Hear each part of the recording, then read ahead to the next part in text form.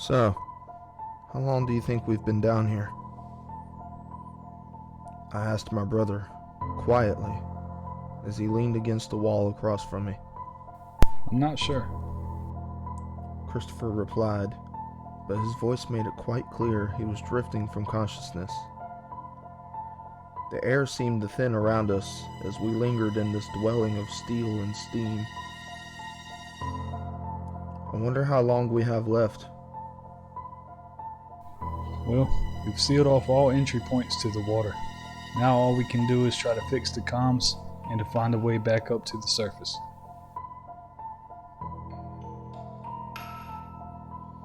It had been several hours since the door to this room sealed shut and comms went out. We were seemingly alone, as there were no sounds heard outside this room aside from the hissing of steam and creaking of the hull. Something was definitely off. I felt a weird presence in the air, and I found it quite alarming that nobody attempted to make contact with the surface. We were conveniently locked in the communications room. We have still yet to find a way to fix the comms locked inside of this room. Just as we were on the verge of giving up hope, the latch broke free on the door, and the door swung open with a loud screech. We now could see out to the darkened hallway before us. What the hell? Hello? Christopher shouted. I gestured towards him to go check it out as I followed behind him. As we stepped out into the hallway, I heard water splash beneath our feet. We both looked down and then at each other. That's not good. No kidding. But we sealed all the leaks, so what the hell? I don't know. Come on. We'll have to go seal them again. Moments later, after walking through the darkness, barely lit by the crimson red glow of the emergency lights, we made it to the source of the water leak. Oh, Jesus! I cried out at the sight of Harold Edwards hanging from the ceiling by what seemed to be a makeshift rope made out of his own clothes. What the fuck? Cut him down. I pulled out my pocket knife and cut the rope loose as Harold's body crashed to the floor with a loud thump. What the hell happened here, man? I don't know. I mean, why would he sabotage the ship, for God's sake? He could have got us all killed. I don't know. Look, we gotta pull ourselves together and seal this hole quick before our problems become much larger. You got me?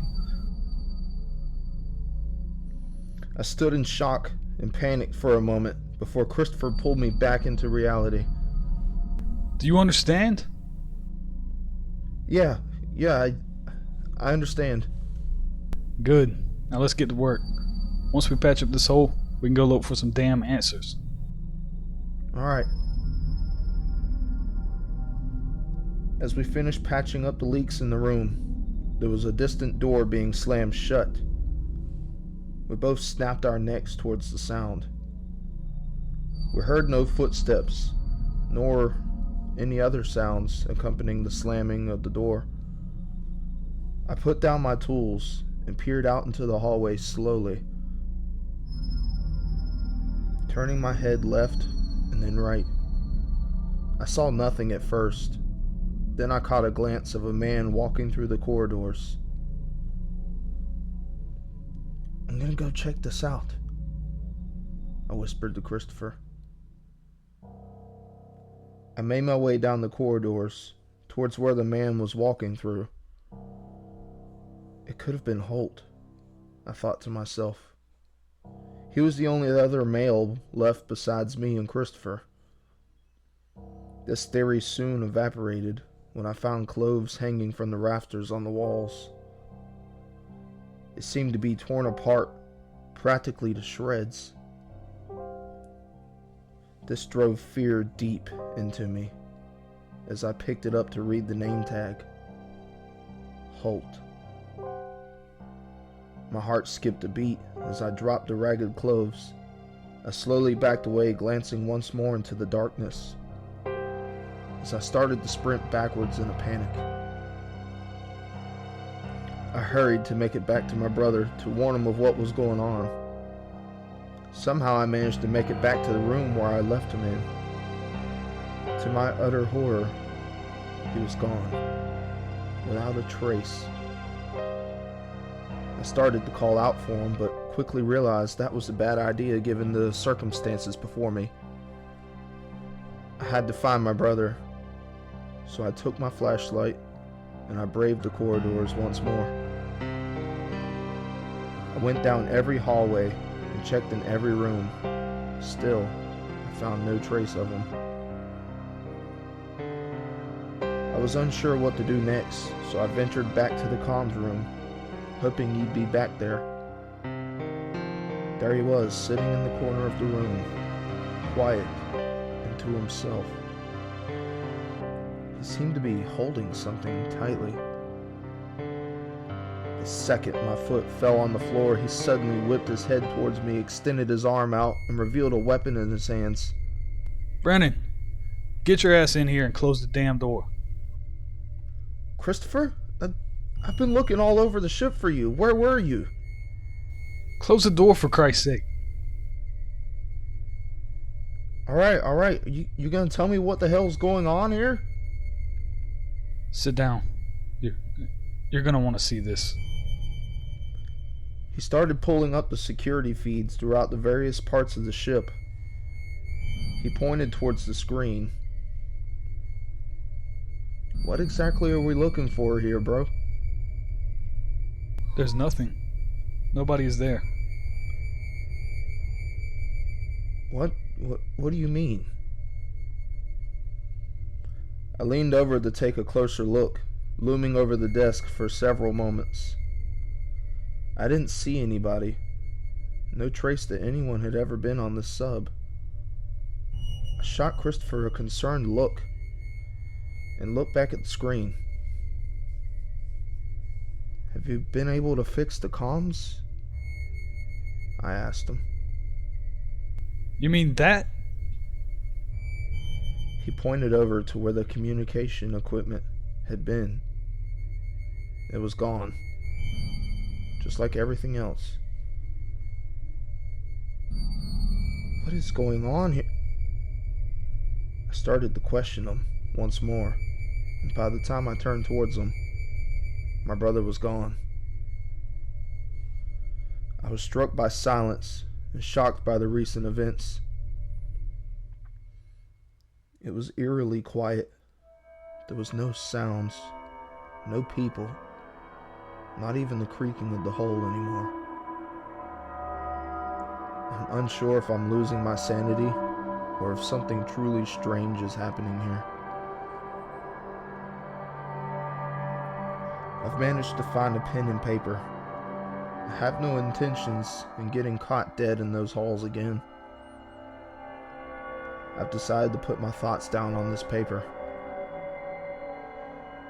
Log number 1. I saw Christopher on the screen. He was right outside the door, but he didn't come in. He just waved at me and cracked a sinister smile. I had no idea what was happening, but somehow I knew that wasn't my brother. Log number 2. He's back. He's not smiling this time, he's just staring up at the fucking camera. Shadows seemed to wrap around him, and he seemed to have a dark aura around him. Now, I was certain he wasn't even human. That's when he spoke. Come on out, brother. I need help. He put on that creepy ass smile again. Go away! You're not my brother! The smile quickly turned to a frown, and in that moment, the camera malfunctioned and glitched out, and I was met with pure static. All visuals and sounds were cut out. The room had gone quiet once more. It felt like an eternity I sat there in the darkness, trying to get a grasp on what was happening. Then it hit me. I rushed over to my desk, looking through the drawers for the routing map. Looking back over our route, I realized exactly where we were. 25 degrees north, 71 degrees west. Right dab in the middle of the Bermuda Triangle. We'd come out here to discover its secrets, and it would seem we have. My mind raced with endless possibilities, alternate realities, wormholes, etc. I was unsure which was true in this situation. Perhaps none of the above. Maybe something truly evil was lurking here, waiting for its next victim. I read an interesting theory once. Ley lines. Places on our plane of reality that cut into other ones. A power beyond our imagining. If that was going on here, who or what out there was impersonating my brother? I was afraid of the answer. I just sat on the floor, my hands sprawled over my head, shaking back and forth. I feared my sanity was slipping away. Just as I thought things couldn't get any weirder, the crimson red glow of the room turned to white as the main power was turned back on. The camera static ceased, and visuals were all returned to normal. I would have thought the nightmare was over if it weren't for the fact that I was alone. I stood up and checked the radio comms. Still nothing but static. No signal. Log number 3. This may very well be my last log entry. I still have power, but no way to surface the submarine. I'm not sure how far into the triangle I've gone. I have no way of contacting anybody on the surface. To my mom and dad, if you ever get this message, I love you. I love you all. My family. To Christopher, I'm sorry. I'm sorry I couldn't save you from whatever fate has fallen upon you. I love you, bro. May this message find whoever may receive it. Be warned. Do not go into the Bermuda Triangle. I've uncovered its secrets, and it's far worse than you could imagine. This is Marine Biologist, Communications Officer, Brandon Drake, signing off for the last time.